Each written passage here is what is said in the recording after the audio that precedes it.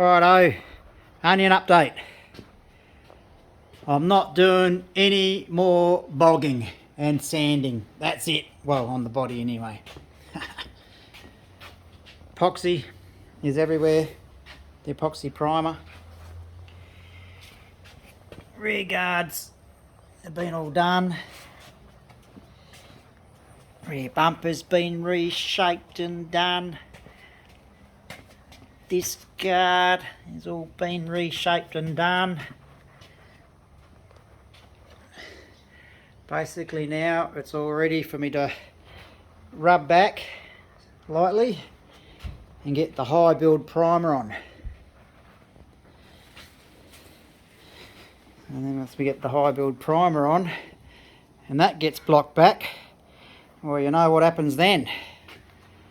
The exciting part. And seeing the dash is going to be wild violet, so the dash and the pillars and everything are all going to be done in one hit. Though we still need to do the black down there, and black will be in here, down across the back, as per the Lotus style colours.